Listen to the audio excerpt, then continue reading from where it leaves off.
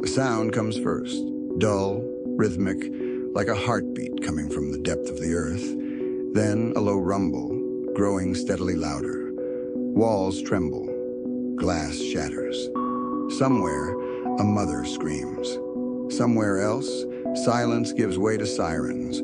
Earth doesn't speak in words. It roars, it shakes, it splits. And in those moments, something ancient stirs within us. Fear, awe, and perhaps recognition. There are prophecies that murmur quietly through time, and there are those that arrive like thunder. Edgar Cayce's warnings about earthquakes belong to the latter. In the quiet of a trance, nearly a century ago, Cayce spoke of great tremors that would ripple through our world, not merely as natural events, but as signals, divine punctuation marks in humanity's story. He warned of 3 regions in particular: California, Japan, and the Ring of Fire encircling the Pacific. He said these quakes would not just tear through cities, but tear open our complacency, asking us to see what lies beneath the surface of the earth and of ourselves. Cayce's words did not come with flashing lights or a countdown clock. They came like whispers in the wind, easy to ignore until the ground gives way beneath your feet. He said, "As to the changes, the earth will be broken up in the western portion of America. The greater portion of Japan must go into the sea. And there will be upheavals in the Arctic and the Antarctic that will cause the eruption of volcanoes in the torrid areas and the shifting of the poles." At the time, such statements sounded apocalyptic, outlandish even. But time has a way of looping back and validating what was once dismissed. Let us pause here. Viewers across the globe listening now, comment below where you are watching from. What time is it where you are? Are you near the Pacific? Near a fault line? Near a coastline? And if this message finds you, consider subscribing and turning on notifications. Because what you're about to hear may not only change your understanding of earthquakes, but of the earth itself. There's a reason Cayce did not speak of destruction for its own sake. He spoke of cycles, of cleansing, of an earth that lives and breathes and eventually must release what it holds. Like a body under strain, the planet, he said, has limits, and when those limits are reached, it speaks loudly. But Cayce never saw the earth as our enemy.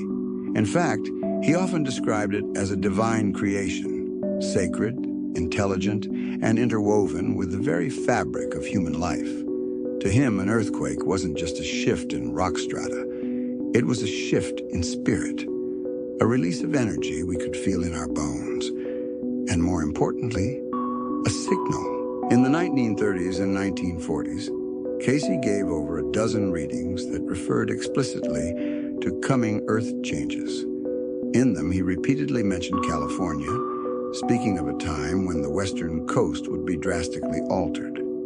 He spoke of a time when what is now dry land might one day lie beneath the sea. Today, these prophecies take on a new weight, because since the turn of the century, science has caught up with what once seemed mystical. The San Andreas Fault lies poised for a rupture.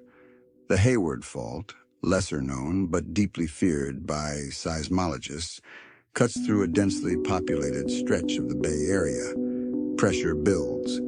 The earth waits. In Cayce's words, there will be the upheavals in the interior of the earth. Modern geologists, using satellite GPS and radar interferometry, can now track these very upheavals. What was invisible to Cayce's contemporaries is now rendered in digital precision. Plates grinding, coastlines creeping, magma chambers inflating. But the question that Cayce would urge us to ask is not when these quakes will happen. It's why. Why now? Why here? Why are these places, the same places he named, experiencing these pressures? He would suggest that it is not merely geological, it is also moral, spiritual, collective. According to Cayce, human consciousness and Earth's balance are intertwined. That war, hatred, greed, and disconnection do not stay in the realm of human behavior, but ripple out into the Earth itself. That when we stray too far from harmony, the Earth reflects our dissonance, sometimes with fire, sometimes with flood, and sometimes with quake. Could this be metaphor? Possibly. But what if it's more? What if the Earth feels us in a way we've forgotten how to feel it? In his readings, Cayce described Earth not only as a physical realm, but as a living system, affected by human choices, especially collective ones. He viewed natural disasters as part of a rebalancing, harsh but not punitive, like a fever breaking in a sick body. Necessary, cleansing, that doesn't make the consequences easier. Cities collapse, lives are lost, families are torn apart. But through it all, Cayce asked us to consider a deeper view, that behind the rubble, there might be revelation. And so we begin this journey, not into fear, but into understanding. We trace the tremors across time and space and follow the threads of prophecy that stretch from Cayce's visions to our modern headlines. California, he warned, would be the first to tremble, but it would not be the last. Next, we walk the unstable ground beneath California's feet, examining what Cayce foresaw and how the signs have already begun to show. California has always danced on the edge of beauty and disaster. With its golden beaches, endless sunshine, and towering mountains, it's easy to forget that beneath its soil lies one of the most volatile fault systems on the planet. But Edgar Cayce never forgot. In fact, among all the places he mentioned in his readings, California stood out, not for its glamour, but for its vulnerability. He warned with unusual clarity that the western portion of the United States, particularly California, would undergo profound changes. Not just small tremors or surface shifts, but earth-altering upheavals. In one of his most haunting statements, Cayce said, "Portions of the now east coast of New York, or New York City itself, will in the main disappear. This will be another generation, though, here. While the southern portions of Carolina, Georgia, these will disappear. This will be much sooner." And then came the most chilling line of all. The greater portion of Japan must go into the sea. But nestled among these sweeping declarations, he added a powerful sentence. The upper portion of Europe will be changed, as in the twinkling of an eye. Land will appear off the east coast of America. There will be upheavals in the Arctic and Antarctic that will cause the eruption of volcanoes in the torrid areas, and the shifting of the poles. This will begin in those periods from 1958 to 1998. Though wide-ranging, Cayce returned to California with relentless focus. He described the western part of America as the first region to show major changes. The warnings were not metaphorical. They were specific. He spoke of coastlines sinking, of new land rising from the sea, and of a time when the map of North America would no longer resemble what we see today. And what does modern science tell us? That California is not one piece of land, but a jigsaw puzzle riding atop multiple tectonic plates. The Pacific Plate, constantly grinding past the North American Plate, creates a boundary of immense tension known as the San Andreas Fault. Stretching roughly 800 miles from the Salton Sea to the northern coast, this fault has become a symbol of looming disaster. But what most people don't realize is that it's just one of many. The Hayward Fault, the Garlock Fault, and a dozen more smaller fractures snake beneath cities like Los Angeles, San Francisco, and San Diego. Quiet, invisible, until they aren't.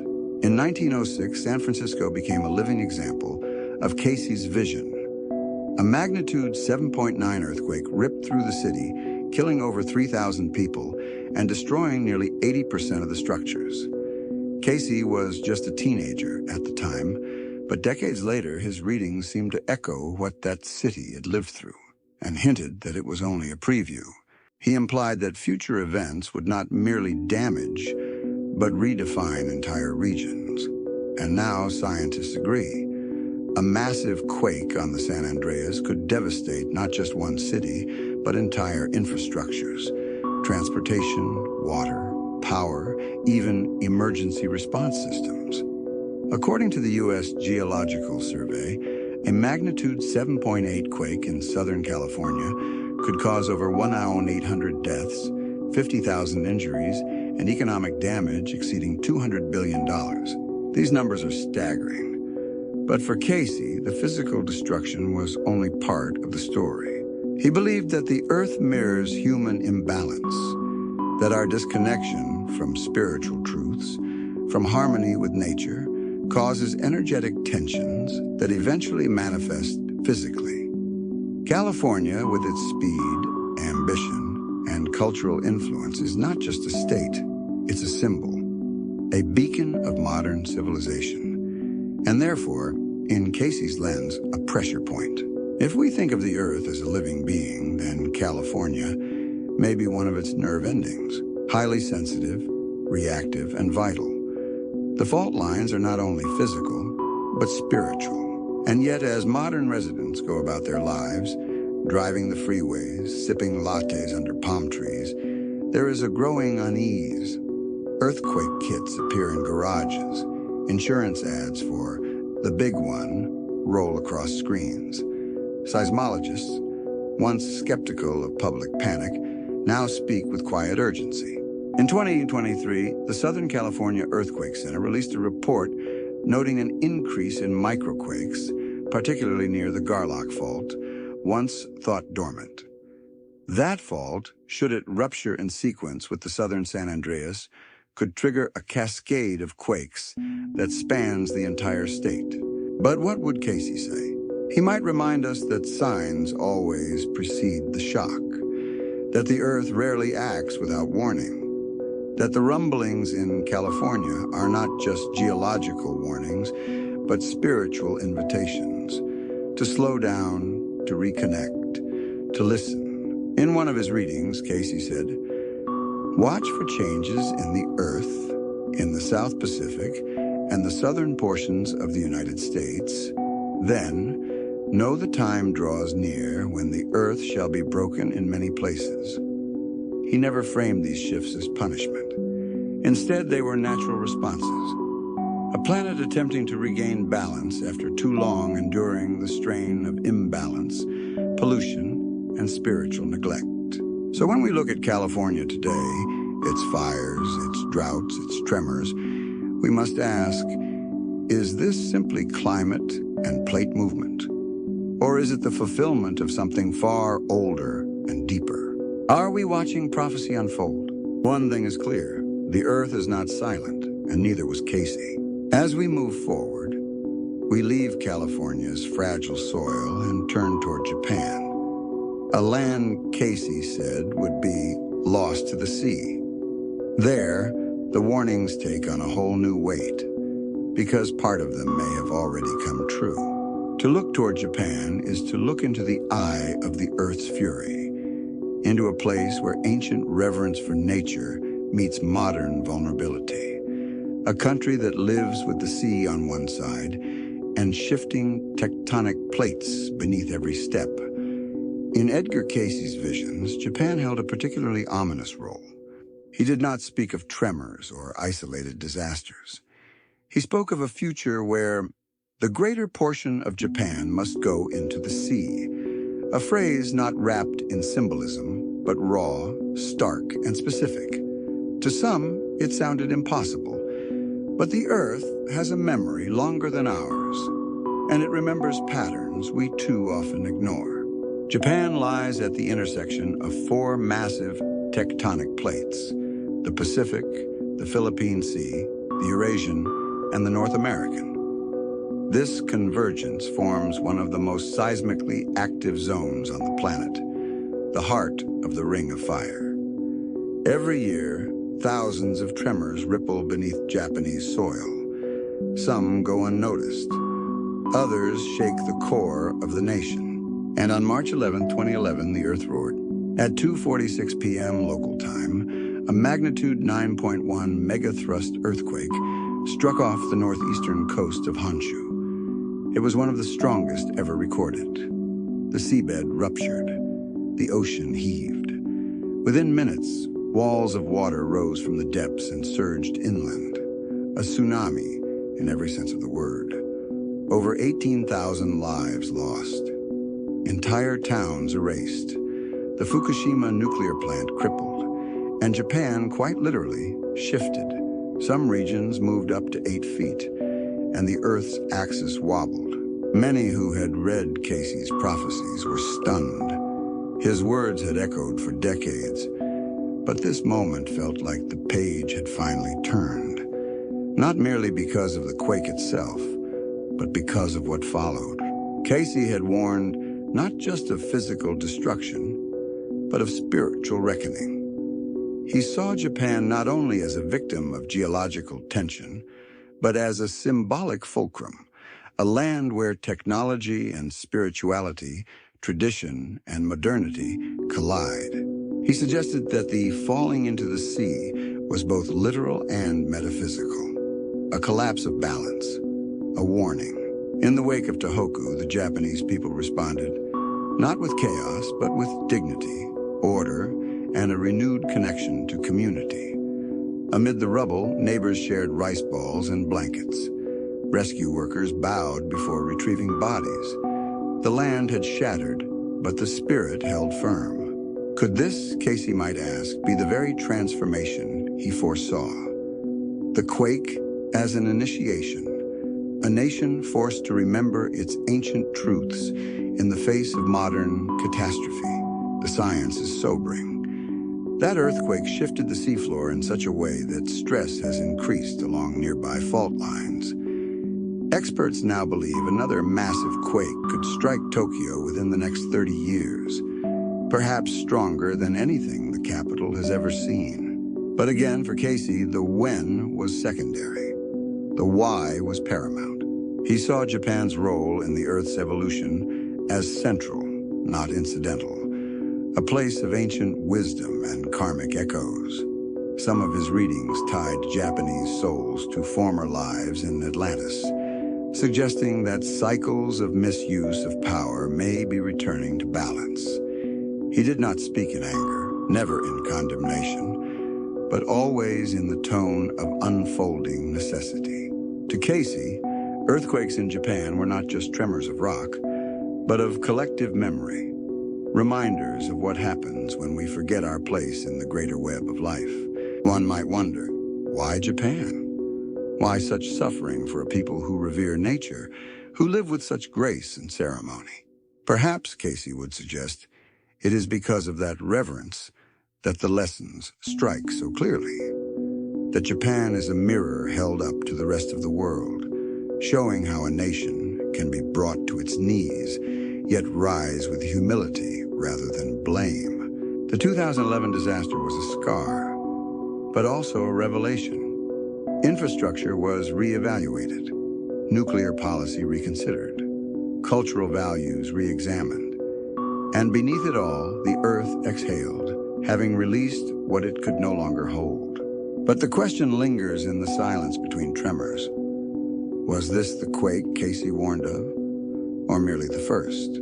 Recent studies show that Japan's subduction zones remain highly active. The Nankai Trough, south of Honshu, is due for a magnitude 8 or higher quake. If it strikes, tsunamis could reach coasts in mere minutes. Death tolls could dwarf 2011. Is this prophecy or geology? Perhaps both, because what Cayce gave us was never just prediction. It was perspective. A way of seeing the earth not as separate, but as kin. Of understanding that when the ground moves, something in us should move too. His warnings about Japan weren't threats. They were offers to return, to listen, to balance. And so, As we move from the trembling shores of Japan, we look deeper into Cayce's insight. Because he did not stop with countries. He tied earthquakes to time itself, to the shifting of ages, the turning of soul cycles, the rearrangement not only of continents, but of consciousness. Next, we explore how Cayce believed that when the earth quakes, time itself bends, and that such moments are thresholds between worlds. When the earth quakes, we instinctively think of buildings, roads, and coastlines, of what breaks, what falls, what is lost. But Edgar Cayce urged us to look beyond the immediate, to see what shifts in the invisible. To him, earthquakes were not only geological events, but cosmic markers, moments where the very fabric of time rippled. As if the quaking of stone beneath our feet echoed into the unseen realms of consciousness, bending something deeper, the timeline of the soul. Cayce spoke of these earth changes as part of a greater transition of ages. He did not use the language of calendars and clocks, but of cycles, vast periods during which human consciousness evolves, forgets, and remembers. He called them spiritual seasons and warned that we were nearing the end of one such cycle. In his view, time is not a straight line. It curves, loops, spirals, pulled by the weight of karma, by choices made and left unmade. And when pressure builds on earth, in hearts, in civilizations, it must be released. He saw earthquakes as the birth contractions of a new spiritual era. The changes are coming as this age ends and a new one begins, Cayce said. These are not punishments, but necessary transitions, for there must be a purging. What does it mean for time to bend? Cayce described certain events as nexus points, moments so charged with energy that they act like hinges between past and future. Earthquakes, especially the large and symbolic ones, were among these. They collapse not just buildings, but illusions. They force us to reconsider priorities, to shift perspective, to awaken. In the aftermath of a quake, the future is never the same. Individuals reassess what matters. Communities pull together or fall apart. Governments change policies. Entire cities are reimagined. Time splits. There's the before and the after. But Cayce went even further. He said that the soul itself moves through time differently after such events, that trauma, revelation, and collective loss can accelerate spiritual evolution. A disaster might cause grief, but also clarity, pain, but also purpose. The shaking of the earth, then, becomes the shaking loose of what no longer serves. In one reading, Cayce connected these geological disruptions to soul memory. He suggested that in the moment of a great quake, many individuals unconsciously recall past lives, especially those connected to cataclysms such as Atlantis or Lemuria. That, in the fear and chaos, some remember not with the mind, but with the spirit. There is nothing new, he said. What is now has been before, and what is to come shall be again. This cyclical view of time, so different from our linear mindset, was central to Cayce's understanding of earth changes. He did not see earthquakes as isolated, random, or meaningless. They were part of the larger orchestration of a planet aligned with soul growth. And that's why he warned us not to scare, but to prepare. To prepare, not with bunkers or bottled water alone, but with clarity of heart, with the willingness to transform not just our homes, but our habits. He believed that each quake was an invitation to move with the earth, not against it. Science now supports part of this view. After major seismic events, researchers observe widespread psychological and societal shifts. In Japan, mental health clinics reported massive spikes in cases of spiritual crisis after 2011. In California, survivors of the 1994 Northridge quake spoke of feeling reset, as if the ground had not only moved beneath them, but inside them. Time, it seems, doesn't just pass during an earthquake, it fractures, then reforms. Cayce believed this fracture allowed higher energies to enter, that just as pressure beneath the earth is released, pressure within the soul can also be set free. Long-held patterns of fear, trauma, even ancestral pain may rise and be healed. These are moments, he said, when the veil thins. Moments when spiritual beings, guides, departed loved ones, forces of light, draw closer. Because when the earth moves, it calls attention, not only from humans, but from the entire spiritual hierarchy observing our planet. To Cayce, this was not mystical poetry. It was literal structure. He believed the earth was part of a divine system of evolution, and that all changes, including earthquakes, were carefully timed within that system. They were not mistakes, but milestones. And so, if we accept that earthquakes bend time, then we must also ask, what are we being timed for? What threshold are we crossing? Many spiritual traditions echo Cayce's view that a new age is dawning and that birth is never quiet. Whether called the Age of Aquarius, the fifth sun, or the Great Turning, these prophecies all speak of a transition marked by upheaval. But Cayce was specific. He warned of certain signs, the melting of polar ice, the increase in volcanic activity, and the rising frequency of great earthquakes, especially in places he named: California, Japan, the Pacific Rim. He implied that when these began to happen in rapid succession, the shift in consciousness would no longer be theoretical. It would be visceral. And we would be invited to either cling to the collapsing structures of the old or step into the unknown shape of the new.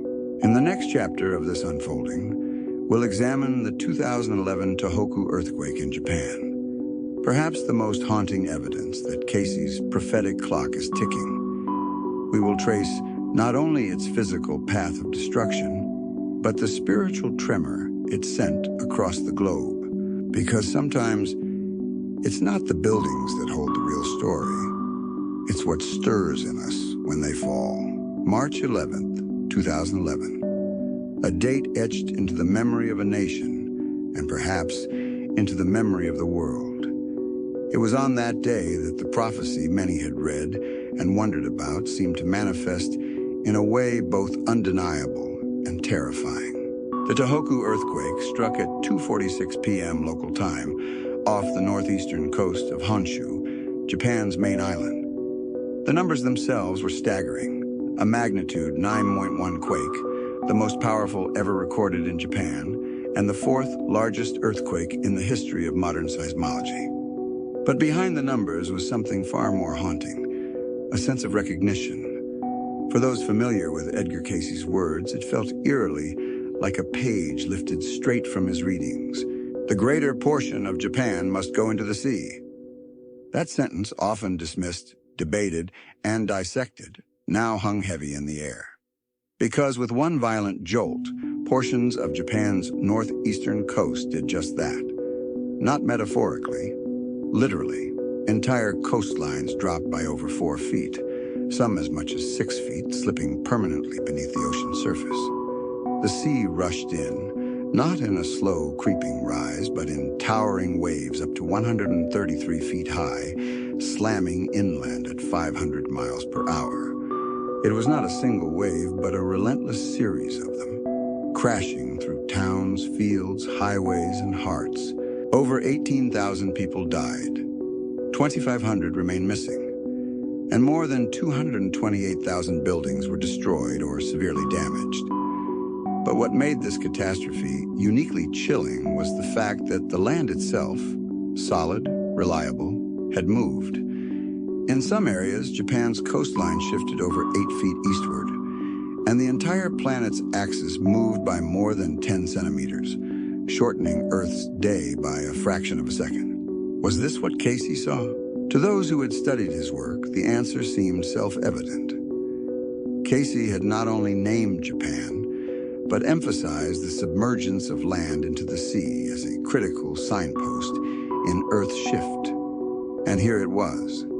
Not myth, not parable, but video footage. Helicopters flying over towns swallowed by the ocean. Nuclear reactors breaking open. A culture built on balance and reverence brought to its knees. But what's most extraordinary is how Japan responded. Cayce often spoke of spiritual character emerging through trial. And in the wake of one of the worst natural disasters in modern memory, the Japanese people showed the world a different kind of strength. Not the kind that shouts, but the kind that endures. No looting, no riots, just silent lines of survivors waiting patiently for food, water, and aid. Elderly villagers sweeping rubble with hands weathered by time, children bowing to rescue workers. It was not just a nation in mourning, it was a nation in alignment with something deeper. Cayce would have called it spiritual integrity.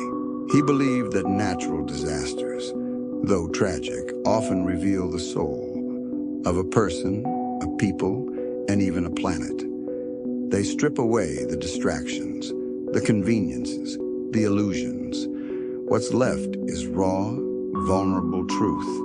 And in that space, transformation becomes possible. Japan didn't only mourn, it awakened. Debates over nuclear energy became national conversations.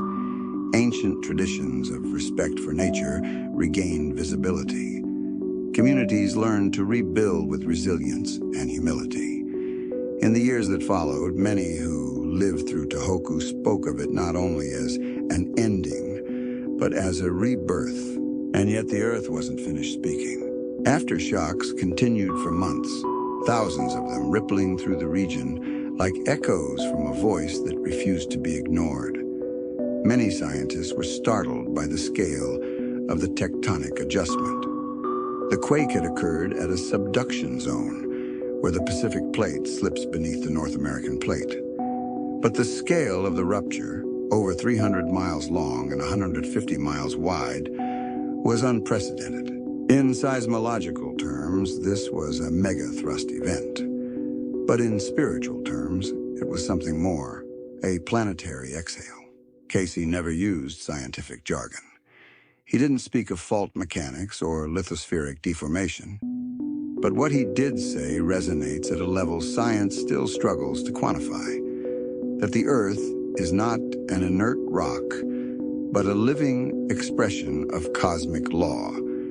That it responds to energy, not only physical, but emotional, psychic, and karmic. He warned that these upheavals were part of a chain, each one linked to the next. And Japan, he said, would be one of the first dominoes. If that's true, we must ask, what's next? Because since 2011, the Ring of Fire has remained active. Volcanic eruptions in Indonesia, earthquakes in Alaska, tremors in Chile and the Philippines, all point to a system under stress. What Cayce proposed was not simply prediction, but a map of meaning, a guide to seeing disasters not as isolated tragedies, but as part of a larger evolutionary rhythm. And so we must look not only at what fell in Japan, but what rose in its place. Compassion, unity, a new humility before nature's force. Cayce would likely say that these are the very qualities we must carry forward. Because the next upheaval may not give us time to prepare. It may arrive, as he once put it, in the twinkling of an eye. And so, we leave Japan, still reeling, still remembering, and shift our gaze back to California, where the fault lines lie sleeping. But for how long? There, too, the earth is whispering. In the next section, we return to the trembling ground of the American West, to the San Andreas Fault, to Los Angeles, to a history of near misses and prophetic warnings, and ask, has Cayce's clock already begun to count down there as well? California has long stood as both a dream and a fault line, a place where ambition touches the sky while the earth groans quietly beneath it. It is the edge of the American psyche, the western frontier that whispers freedom, creativity, and reinvention. But it is also, quite literally, a fractured edge, poised atop a network of unstable crust, waiting for its moment to move. Edgar Cayce saw this not as coincidence, but as a symbol, a convergence of physical instability and spiritual imbalance. To him, California was a stage upon which humanity's dance with change would one day become visible to the entire world. In his readings, Cayce singled out California as a region of profound geological upheaval. He spoke of the western United States breaking apart and of the Pacific coast sinking in places. One of his most quoted predictions stated, "The Earth will be broken up in the western portion of America." At the time, such words might have been easy to dismiss, poetic perhaps, or vague. But to anyone familiar with the San Andreas Fault, the Hayward Fault, and the Cascadia subduction zone, Cayce's warnings feel more like a topographical blueprint than allegory. Let's begin with the most famous player, the San Andreas Fault. Stretching approximately 800 miles from northern California to the Mexican border, it is the boundary where the Pacific Plate grinds relentlessly past the North American Plate. The pressure between them builds invisibly, year after year, foot by foot, until, without warning, it releases. This is not theory, this is history. In 1906, San Francisco was nearly erased by a magnitude 7.9 quake along the San Andreas. More than 3,000 lives were lost, and much of the city burned in the aftermath. Then, in 1989, during the World Series, a 6.9 magnitude quake hit near Santa Cruz, causing 63 deaths, collapsing a portion of the Bay Bridge, and leaving a region stunned. But even these were, geologists warn, small compared to what's coming. Cayce's readings suggest a future where California's transformation is not gradual, but cataclysmic. A breaking up implies more than mere surface cracks. It implies continental rearrangement. In modern terms, scientists now describe a future event known as the Big One, a projected magnitude 7.8 plus quake along the southern San Andreas Fault, with the potential to level Los Angeles, cripple infrastructure, and cause thousands of fatalities within minutes. And yet the signs are already here. In 2019, the Ridgecrest earthquake sequence rattled Southern California with two powerful quakes, magnitude 6.4 and 7.1, occurring just a day apart. Though far from urban centers, the quakes awakened a lingering fear that the sleeping giant stirs. Fault segments, once thought dormant, are now reclassified as active. Seismic stress maps light up like constellations. And beneath all the data, there is a feeling, hard to describe, harder to ignore, that California's countdown has begun. For Cayce, the physical quaking was only half the story. He believed that geological movement mirrored spiritual dissonance, that where humanity built without reverence, the earth eventually rebelled, not as punishment, but as rebalancing. He once said, "The very foundations of the earth will be shaken, for man has lost his reverence for that which supports him." California, then, becomes more than a state. It becomes a metaphor for civilization, building higher and faster, while forgetting the ground beneath. Skyscrapers in San Francisco, subdivisions sprawled across desert valleys, highways carved through fault lines, and yet there is also beauty here, hope even. Because Cayce never said that California would be utterly destroyed. He said it would change, be transformed. And transformation, painful as it is, often leads to clarity. In the wake of every quake, Californians rise. Neighbors check on neighbors.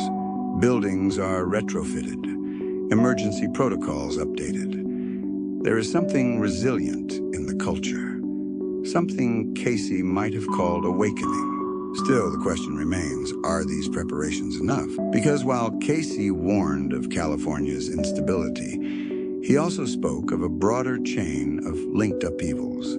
He suggested that what begins in one region may set off reactions in others, like a spider web, tugged in one corner, vibrating in another. The Hayward Fault, running directly beneath cities like Oakland, Berkeley, and Fremont, is now considered the most dangerous fault in America.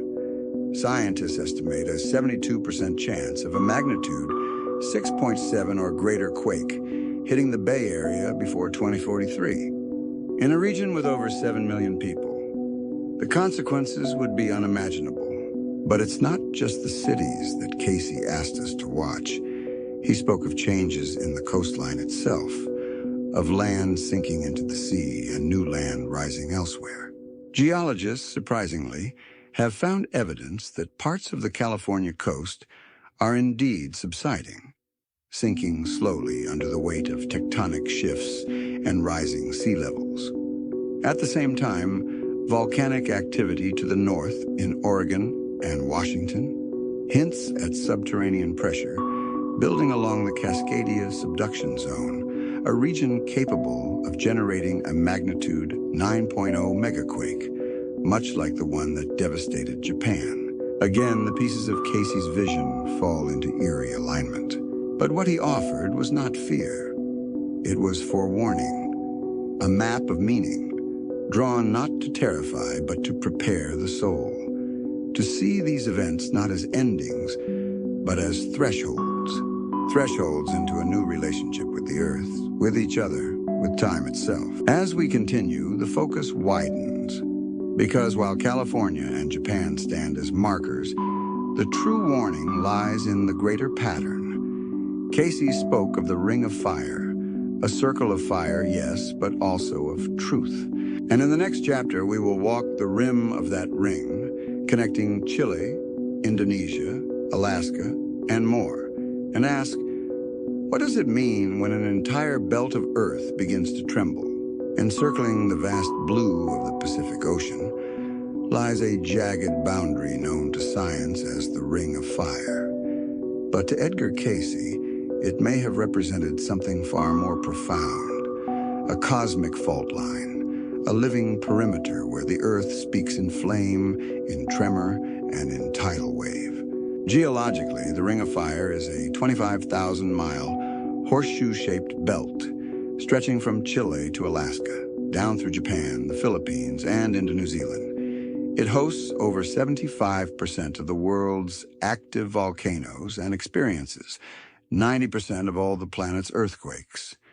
Here, tectonic plates collide, subduct, and rupture in a choreography older than civilization itself. Cayce warned that this region would ignite in the time of Earth's transition.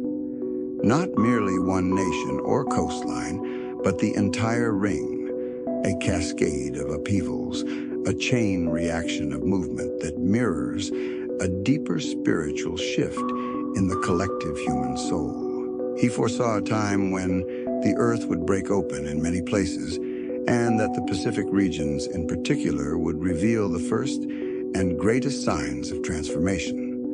And now, as we step back and view the pattern with a wider lens, his words seem less like metaphor and more like forecast. Start in Chile, 1960. The most powerful earthquake ever recorded, magnitude 9.5. The ground convulsed for nearly 10 minutes. Cities were flattened. A tsunami traveled across the Pacific, reaching Hawaii and even Japan. Then, in 2010, another quake struck Chile, this time a magnitude 8.8, causing a massive tsunami and widespread devastation. Shift northward to Alaska, 1964, a magnitude 9.2 quake, known as the Great Alaskan Earthquake, tore through Prince William Sound. It ruptured 600 miles of fault, reshaped coastlines, and generated landslides that buried entire villages. Continue up to the Aleutian Islands, where in 2021, a magnitude 8.2 quake once again rattled the chain. Though it caused minimal damage, it was yet another voice in a rising chorus. Then to the Philippines, a nation shaken by dozens of quakes annually, some of them deadly, some of them forewarnings. In 1990, a magnitude 7.8 earthquake devastated the island of Luzon, killing thousands. Since then, tremors have continued to rattle the region with unnerving frequency. Indonesia, too, speaks.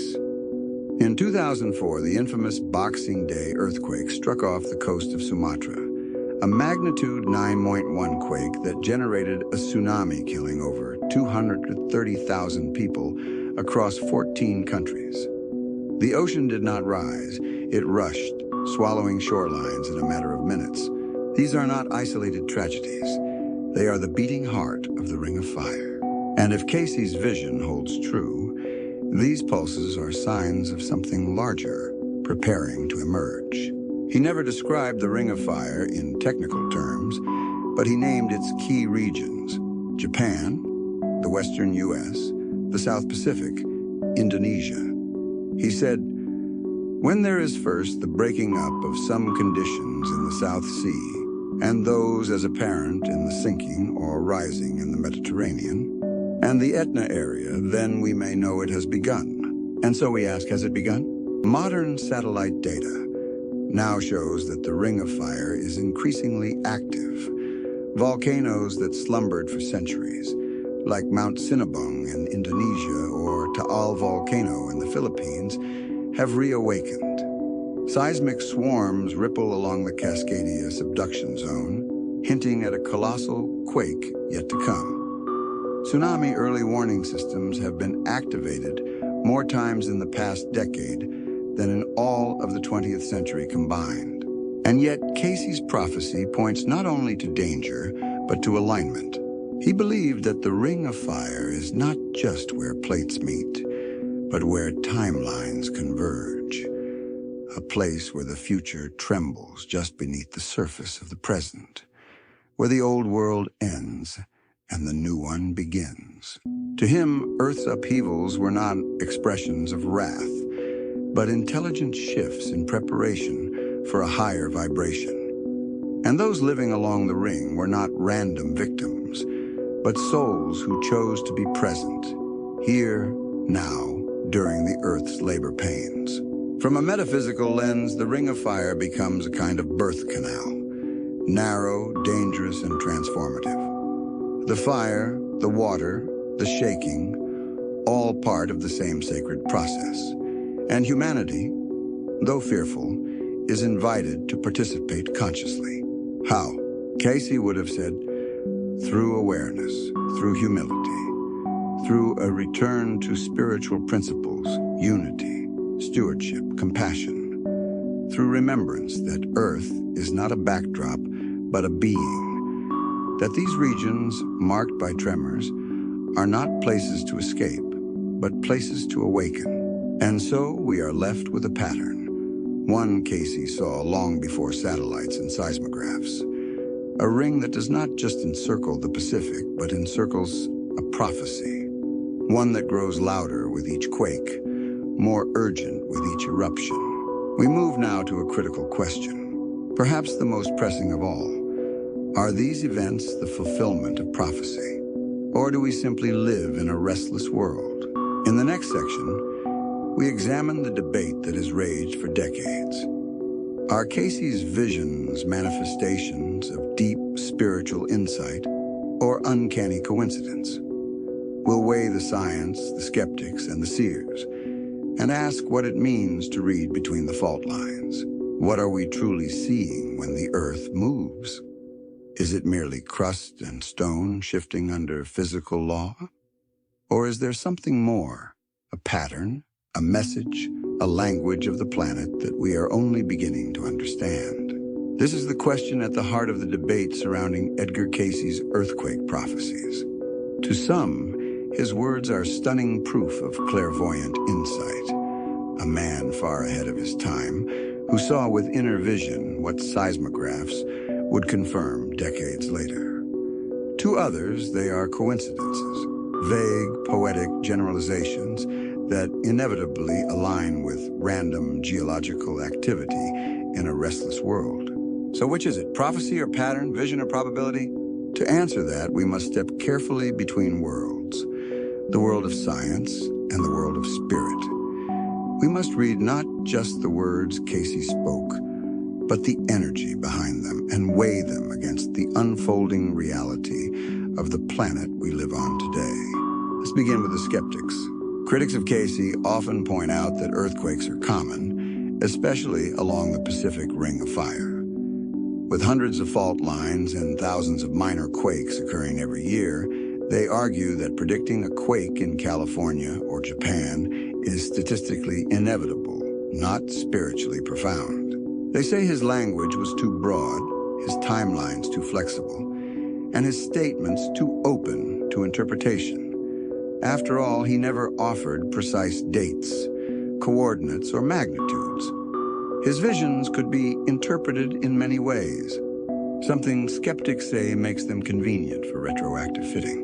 But to stop there is to miss the deeper texture of Cayce's work.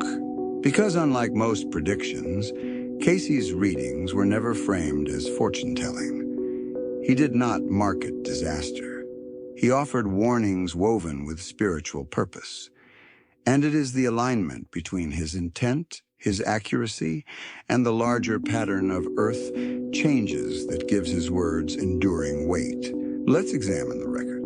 He named California, Japan, and the Pacific as regions of massive future upheaval. Decades before the San Andreas Fault became a household name, before subduction zones were well understood, before the concept of plate tectonics even entered mainstream science. Cayce's earthquake readings occurred in the 1920s to 1940s, a time when our understanding of Earth science was primitive compared to today. Yet he spoke confidently of land sinking, rising, and even of polar shifts, which geophysicists now confirm can happen over geological time. He didn't just mention earthquakes.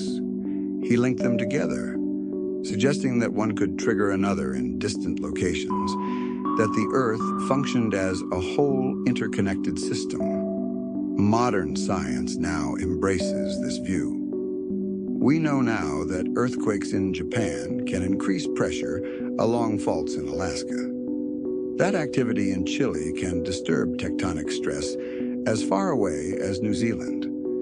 The Earth, it turns out, communicates through its faults, a reality Cayce seemed to understand intuitively. And more importantly, he spoke not just of where and how the Earth would change, but why. This is where Cayce steps beyond science into something science struggles to measure: meaning. He suggested that Earth changes were not random, but responsive, that the Earth itself is in tune with human consciousness, that our collective actions, our emotional states, even our spiritual maturity, influence the balance of the physical world. This idea seems radical to many, but emerging research in fields like noetic science, morphic resonance, and quantum consciousness hints at a deeper reality, that consciousness and matter may be far more entangled than we thought. What if, Cayce might ask, earthquakes are not just symptoms, but signals? Signals that something deep in the energetic structure of humanity is off balance. That we have reached a point where change must come, not just to the land beneath us, but to the lives we build on that land. In this view, the earthquakes are not punishments. They are mirrors, warnings, thresholds. And perhaps this is the real purpose of prophecy: not to predict, but to prepare, not to panic, but to prompt awakening. Those who study Cayce's work seriously often describe a strange pattern. The more one engages with his readings, the more personally relevant they become. His warnings seem less like distant disasters and more like personal calls to transformation. As if the outer earthquakes are trying to awaken the inner ones, the ones that rupture ego, collapse denial, and clear the way for something new to be built. So where does that leave us? Perhaps between two tectonic plates of understanding. On one side, science, offering measurements, probabilities, maps, and emergency plans. On the other, spiritual vision, offering context, meaning, and direction. And in between, us, human beings walking fault lines of both stone and soul. Maybe this is the place Cayce wanted us to stand. Not clinging to certainty, but open to wonder. Not fearful of prophecy, but respectful of its power to call us into greater awareness. And so, we turn our gaze backward in time, far beyond modern cities and seismographs, to Cayce's most mysterious connection. The belief that our current Earth changes are echoes of ancient cataclysms. In the next section, we dive into Cayce's vision of Atlantis, a lost civilization whose collapse, he claimed, echoes through our modern world. Could the earthquakes we face now be reverberations from a past we have yet to fully remember?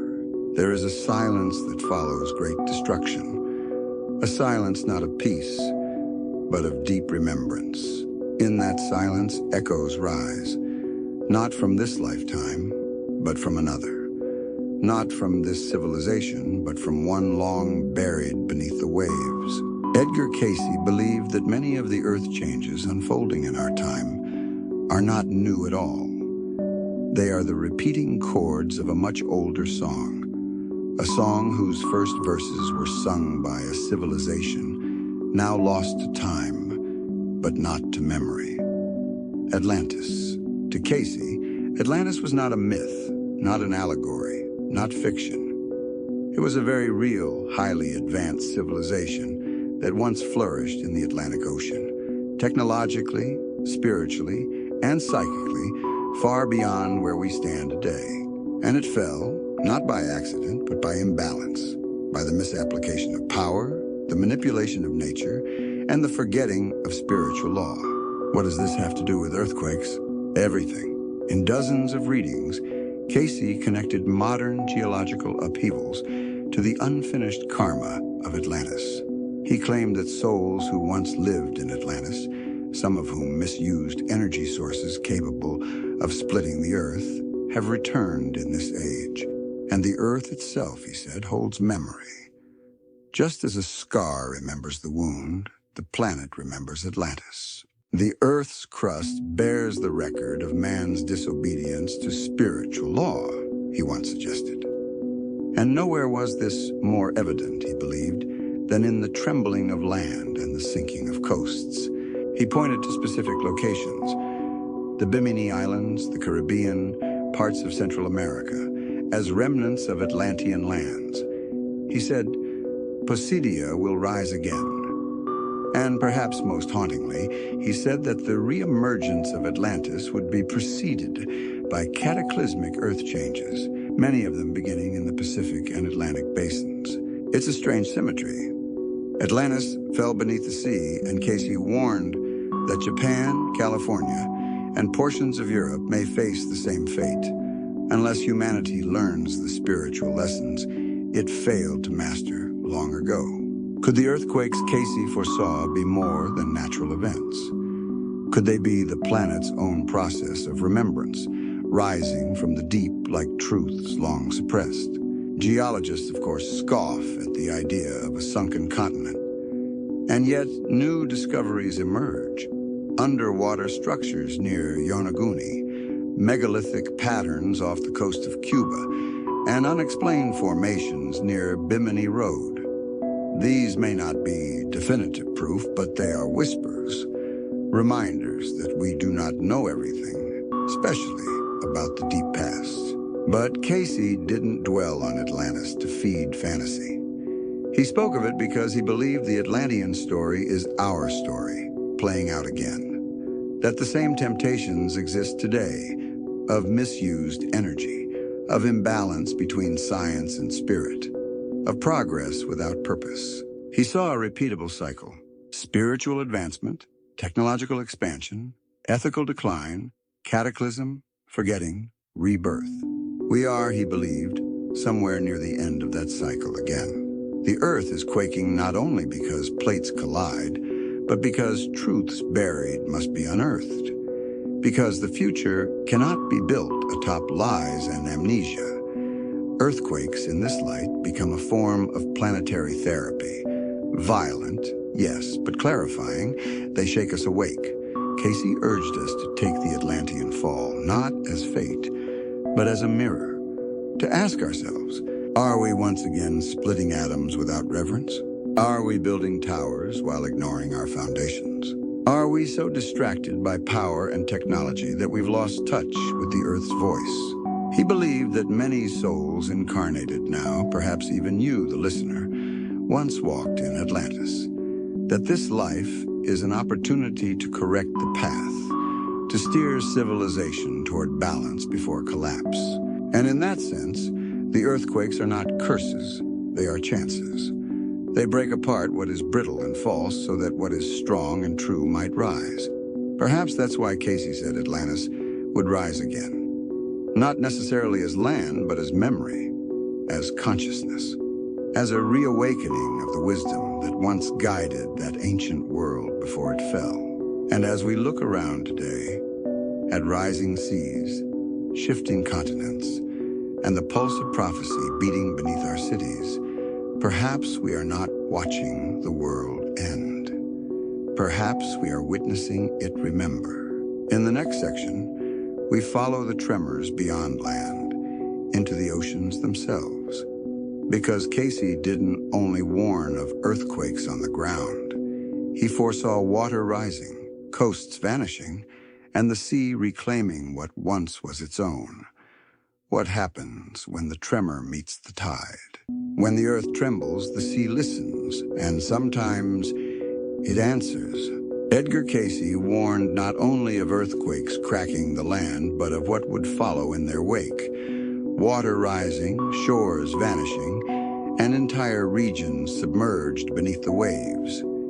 In his vision, the shaking of the earth was not the final blow, but the beginning of a larger movement, one that would involve the oceans reclaiming what had once been land.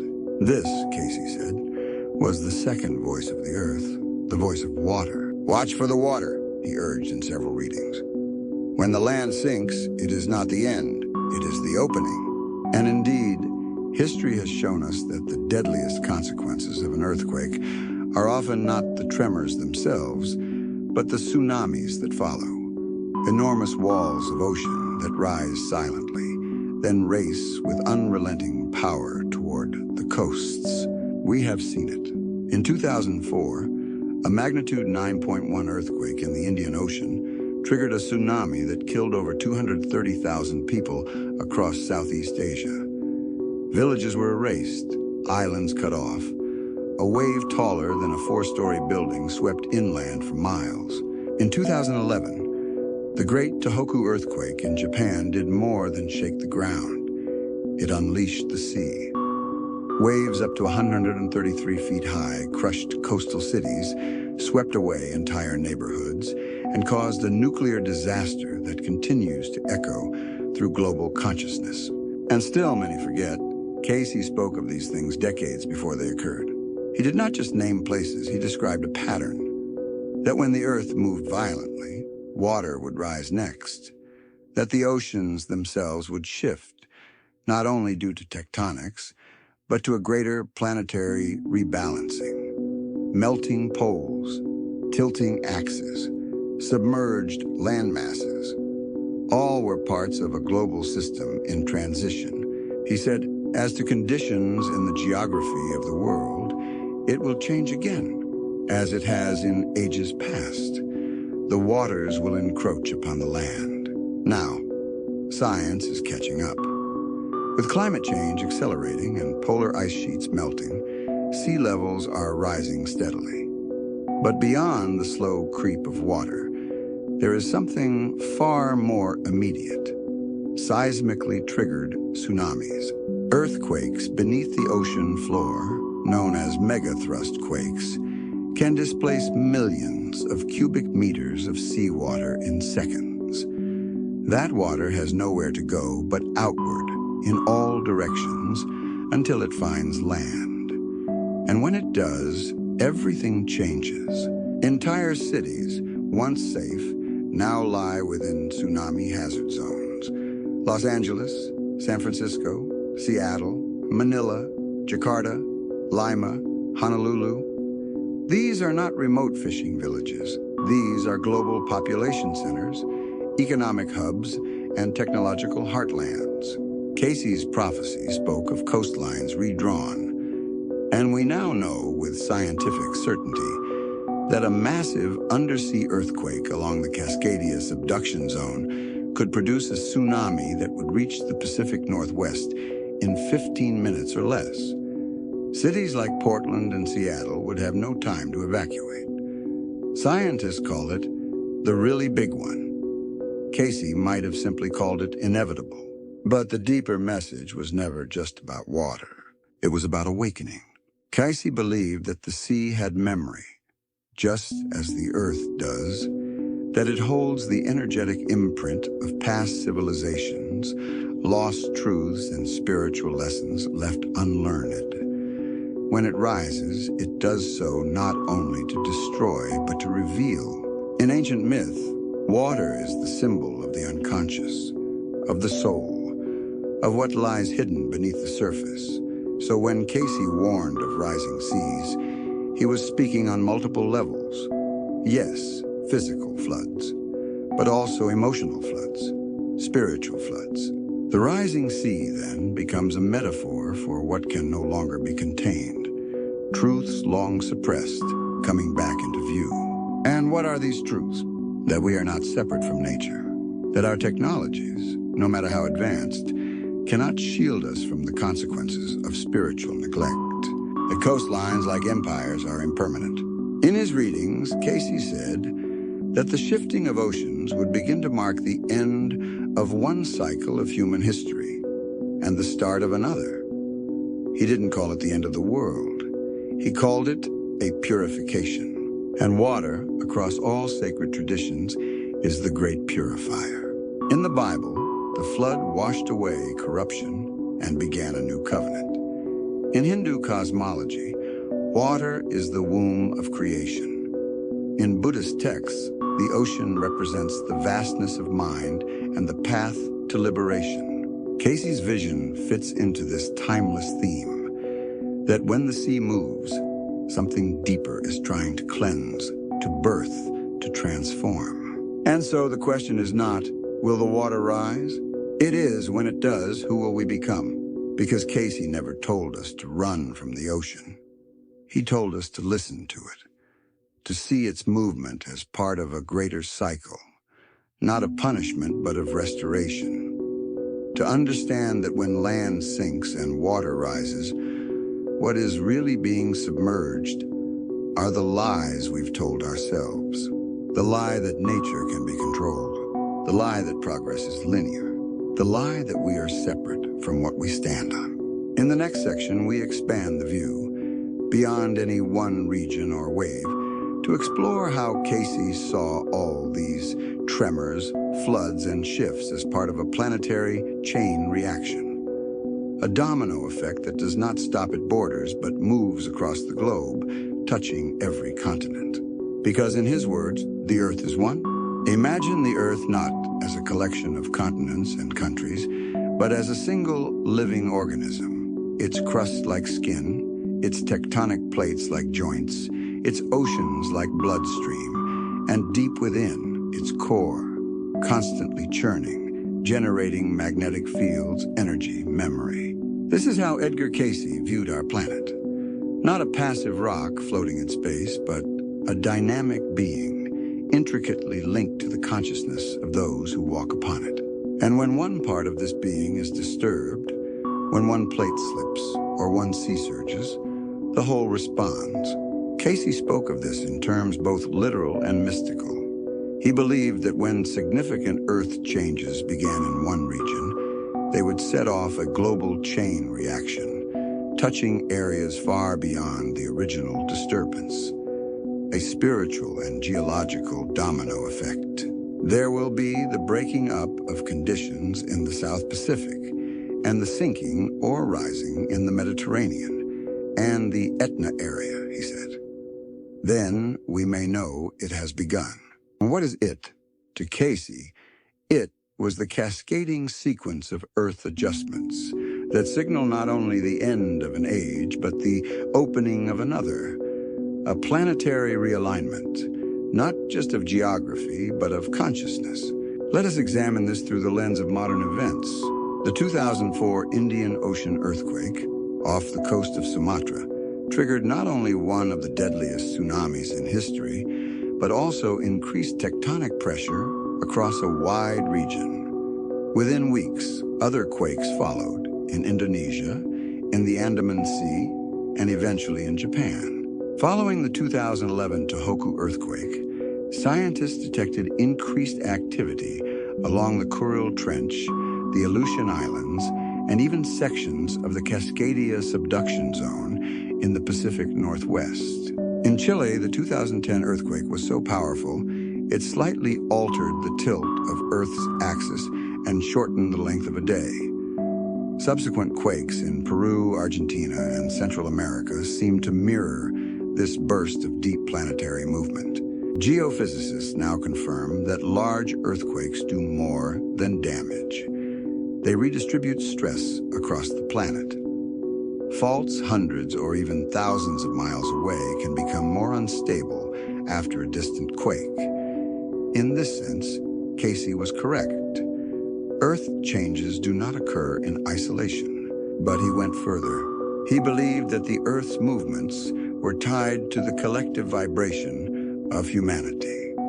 That just as one quake affects another, so too do our choices, beliefs, and energies affect the next phase of planetary evolution. He saw humanity as entering a moment of threshold, a tipping point where the sum of our actions would ripple outward, not only into society, but into the soil, the sea, the sky.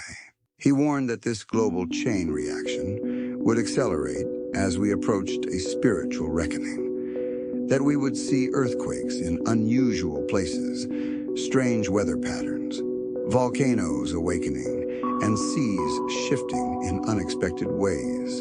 And now we do. In recent years, quakes have rattled Turkey, Nepal, Haiti, Italy, and even rarely affected zones like Oklahoma and South Carolina, regions far from traditional seismic danger zones. The Earth, it seems, is breaking its own patterns. At the same time, volcanoes long dormant, Etna, La Palma, Taal, and Fagradalsfjall, have awakened. The skies have filled with ash, flights grounded, islands reshaped. Climate, too, echoes the unrest, heat domes, flash floods, polar vortexes, and record hurricanes. Are these the signs Cayce spoke of? To him, they were not punishments, but signals. The Earth calling out, not in rage, but in warning. A chance for course correction. He believed that as the Earth's body moved, so too did her conscious field, and that the people of Earth would either rise to meet this shift or fall into fear.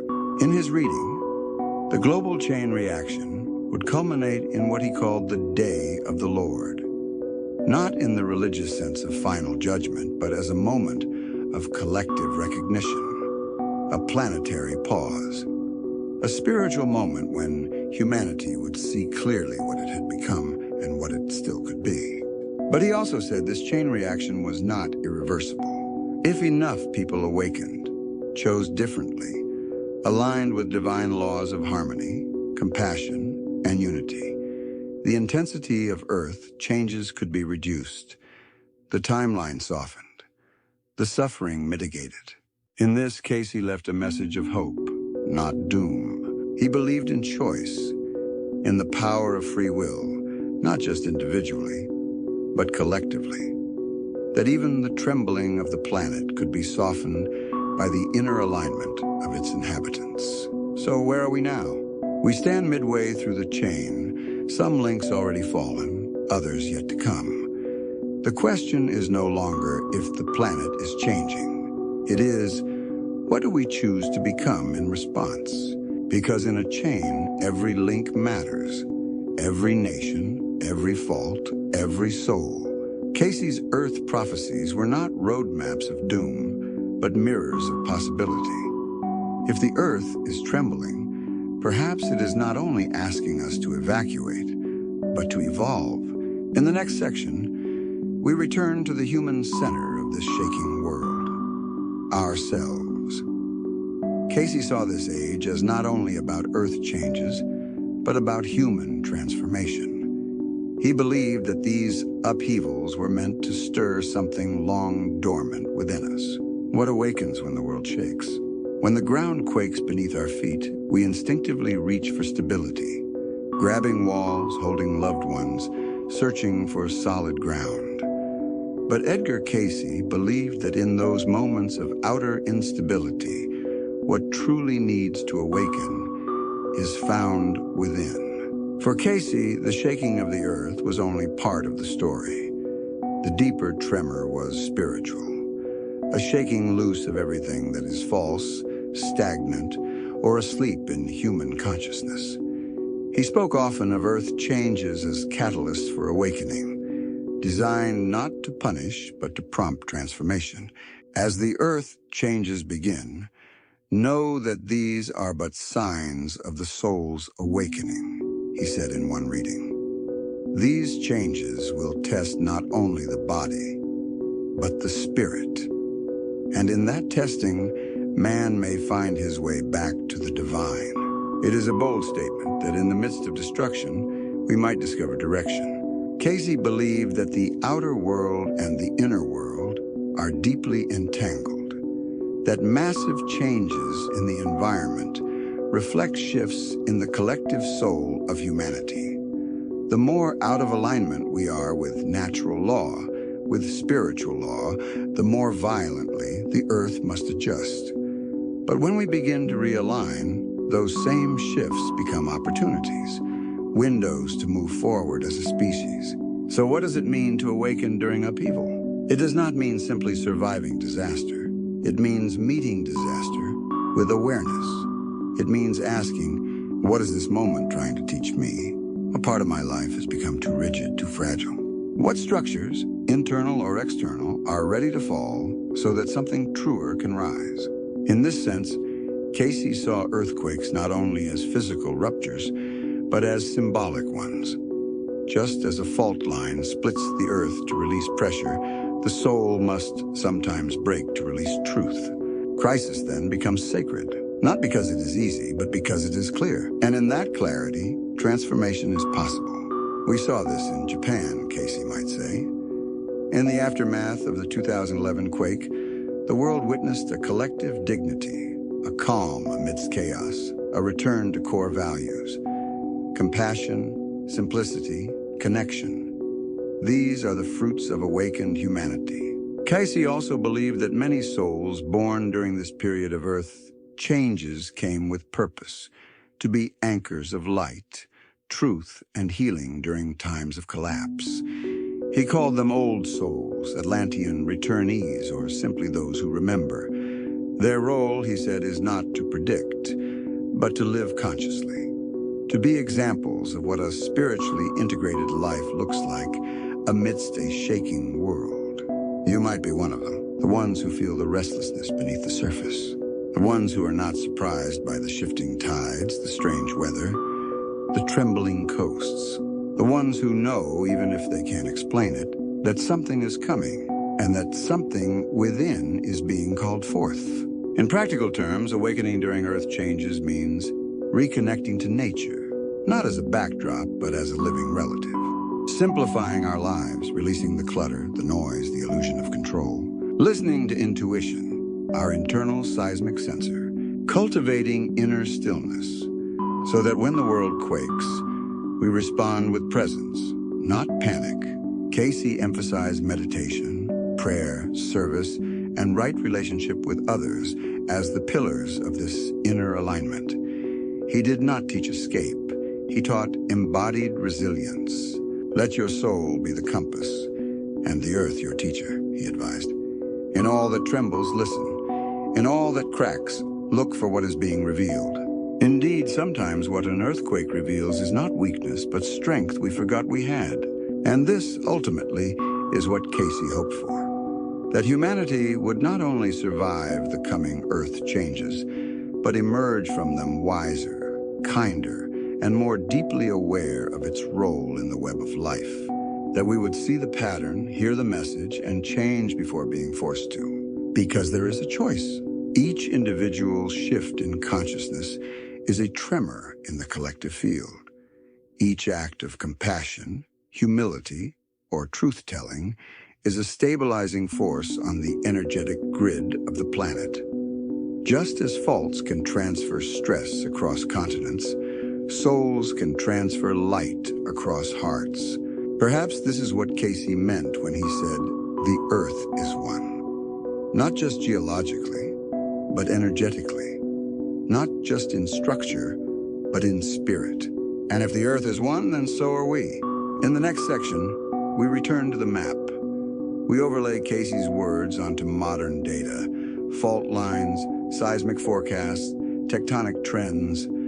We examine just how closely his prophecies align with current science and whether what he saw in trance a century ago now matches the very maps we build in digital labs. Because perhaps prophecy isn't a glimpse into the future. It's a call to see the present more clearly. There's something haunting about a map, especially a seismic one. Lines carved into the crust of continents, invisible beneath our feet, but always there. Red zones glowing softly, denoting danger. Blue shades tracing the depths of ocean trenches. Tiny dots marking past tremors, like breadcrumbs left by the Earth itself. Now imagine overlaying this map with the words of Edgar Cayce. When researchers and spiritual seekers have done just that, taking his readings from the 1920s through the 1940s and laying them over modern geological data, the result is both sobering and stunning.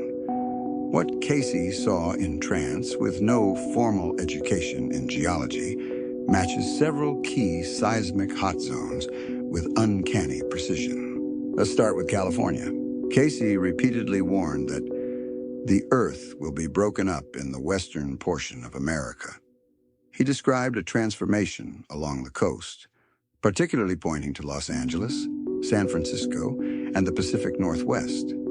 Today, those regions lie along the San Andreas, Hayward, and Cascadia faults, three of the most closely monitored and feared fault lines in the world. Scientists now know that a rupture along the Cascadia subduction zone could generate a magnitude 9.0 earthquake and a tsunami powerful enough to devastate Seattle, Portland, and much of coastal British Columbia. The event is overdue. Models suggest it recurs every 300 to 500 years, and the last one struck in 1700. Cayce didn't mention Cascadia by name. It wasn't even identified until long after his death. But his description of the breaking up of the western coast encompasses the entire fault region, now known to be at risk. Next, Japan, Cayce said. The greater portion of Japan must go into the sea. In 2011, the Tohoku earthquake literally caused parts of Japan's northeastern coastline to sink permanently beneath the Pacific Ocean, while shifting the nation's geography and triggering a catastrophic tsunami. Geophysicists confirmed afterward that the Pacific Plate, subducting beneath Japan, had slipped by over 30 meters, a displacement matching Cayce's broader vision of a land being swallowed by the sea. Then there's the South Pacific. Cayce mentioned changes beginning there as an early signal of greater shifts. He named regions near Australia, New Zealand, and Indonesia. These areas have seen dozens of large quakes in recent decades, including the 2004 Indian Ocean earthquake and ongoing volcanic eruptions throughout the Pacific Ring of Fire. He spoke of volcanic islands rising, new lands appearing, and coastlines disappearing. These predictions were once seen as mythic, but today island formation, due to undersea volcanic activity, has been observed near Tonga, Hunga, Tonga, Hunga, Ha'apai, and parts of Papua New Guinea, sometimes in real time via satellite. But the correlations don't stop at plate boundaries. Cayce also mentioned the poles, both north and south. He said, there will be upheavals in the Arctic and Antarctic that will cause the eruption of volcanoes in the torrid areas, and the shifting of the poles. At the time, this was science fiction. Today, however, polar instability is a very real concern. The magnetic North Pole, once stable, has begun shifting rapidly toward Siberia over the past few decades. Scientists are now adjusting GPS systems and aviation routes accordingly.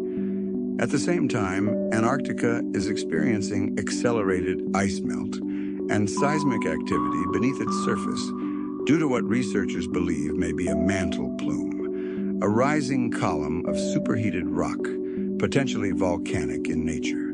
As for the eruption of volcanoes in the torrid areas, the equatorial belt, home to volcanoes in Indonesia, Ecuador, Colombia, and Africa, has seen a noticeable increase in eruptions and geothermal instability in recent years. Cayce also referenced the Mediterranean region, saying that upheaval would follow from that area as well. Geologically, this corresponds with the Alpide Belt, the second most seismically active region on Earth, home to regular earthquakes in Turkey, Greece, Italy, and Iran. After the 2023 Turkey-Syria earthquake, which killed over 50,000 people and split fault lines visible from space, many revisited Cayce's words with new reverence. So what are we to make of these alignments? Certainly, some may argue that Cayce's predictions were broad enough to allow for retroactive interpretation, but others find the cumulative pattern impossible to ignore, a map drawn not in ink, but in resonance. He seemed to grasp what scientists only began to discover in the mid-20th century, that the Earth is a system, and when one part moves, the rest follows, that everything is connected. And perhaps that's the most crucial message buried in the data, that the Earth isn't changing just to reflect shifting plates, but to reflect the shifting of something deeper in humanity itself. For Cayce, maps were not merely geographical. They were spiritual terrain, and every crack, every tremor, every shifting coastline was a signpost pointing us inward. Today, our satellites scan the Earth constantly. We model probabilities, we forecast risks. But do we understand why we're seeing so much change in such a short span? Maybe the most advanced technology is not LiDAR or AI prediction models. Maybe it's consciousness. Maybe the truest map is the one we draw with our attention, our reverence, and our willingness to listen, not only to the planet, but to the patterns behind the planet. In the next section, we'll take everything we've explored, the tremors, the sea changes, the prophetic alignments, and place it within Cayce's final vision.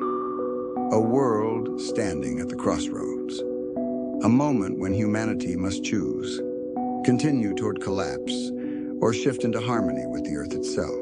The Earth is moving. The question is, will we? The Earth does not tremble aimlessly. Every fault that slips, every volcano that awakens, every coastline that disappears beneath rising tides is part of a larger rhythm, a pattern that Edgar Cayce spent much of his life trying to reveal.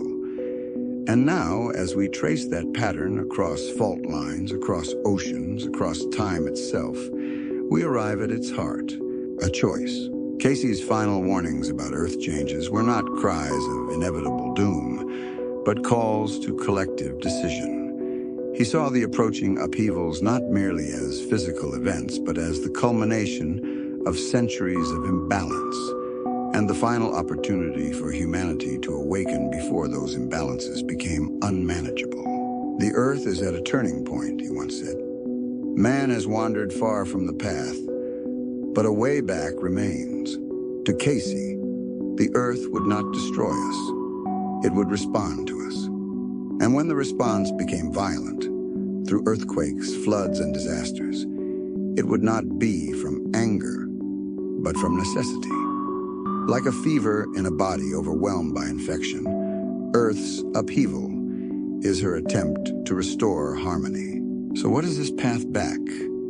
What is the harmony that Cayce so often spoke of? It is not abstract, it is deeply practical. He called for reverence for the Earth, living in relationship with nature, not domination over it. service to others, replacing selfishness with cooperation, competition with compassion. Spiritual awakening, reconnecting with the divine, not through dogma, but through direct experience, silence, intuition, and love. Balance between science and soul, using technology ethically, guided by wisdom, not by greed. He saw Earth changes as both warning and initiation. Those who saw only disaster missed the point. The shaking, the flooding, the rising seas, these were all part of a larger birth process. Not of death, but of rebirth. Not of endings, but of a transformation of humanity. In one of his final readings on the subject, Cayce said, "As to the Earth's changes, these are not the end. They are the beginning of a new order, one of greater awareness, one of spiritual understanding. And isn't that the deeper question that haunts us now? Not what is happening, we can see that clearly, but what is it asking of us?" Cayce's vision placed humanity at the center of planetary transformation. Not as victims, not even as mere witnesses, but as participants, capable of influencing the outcome. He said our collective vibration, our emotional and spiritual state, could soften Earth changes. That catastrophe could be exchanged for transition if enough people realign themselves with truth, that even if the Earth had to shift, it didn't need to collapse. This is the message that rarely gets told. Yes, Cayce warned of earthquakes, of coastlines disappearing, of volcanoes awakening and cities sinking. But in the same breath, he always said, these are not final. They are invitations, invitations to prepare, not just with supplies, but with souls, to build not only stronger buildings, but stronger communities, to survive not just with infrastructure, but with inner fortitude and compassion.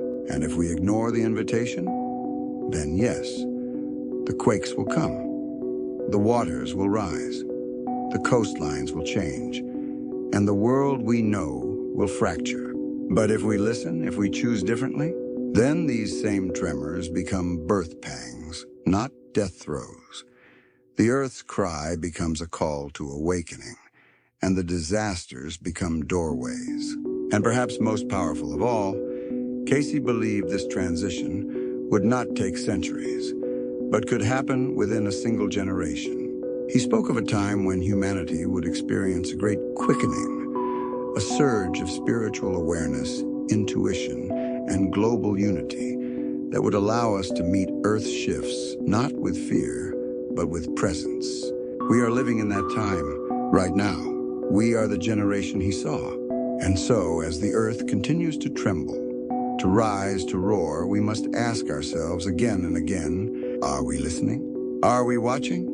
Are we willing to change before we are forced to? The final act of Cayce's prophecy is not written in stone. It is written in choice.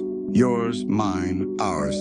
And perhaps that is the most powerful prophecy of all, that we still have time. We can measure fault lines. We can model tsunamis. We can simulate the tilt of the Earth and the rise of the seas. But there is one thing no algorithm can predict: the awakening of the human spirit. Edgar Cayce's vision for the Earth was never one of doom, but of reckoning, of an honest moment, when humanity must look itself in the mirror and decide whether it will continue to walk a path of disconnection or finally return to harmony. He saw earthquakes, yes, but more importantly, he saw what they were trying to tell us. You do not own the Earth, his readings whispered. You are its stewards. You are part of it, not above it. And when you forget this, the Earth will remind you. The reminders are here. Tremors under cities, oceans that rise without warning, fires that rage, floods that swallow, skies that burn orange. The Earth is speaking. The question is, are we willing to listen before the next wave, the next quake, the next shift? Cayce never promised safety. What he offered was something greater, the power to respond consciously. to transform inner fear into outer action, to replace panic with preparation, division with unity, control with reverence. And perhaps above all, he reminded us that prophecy is not fate. It is a fork in the road. It says, if nothing changes, this may come. But it also says, if you awaken, something new is possible. So as the ground beneath us stirs and the maps of the world slowly redraw themselves, let us remember, this planet is alive, it is intelligent, and it is calling us to evolve. We are not here to run from the Earth. We are here to rise with her, together, because in the end, the Earth will be fine. The real question is, will we choose to be fine with her? That, Cayce would say, is the greatest prophecy of all.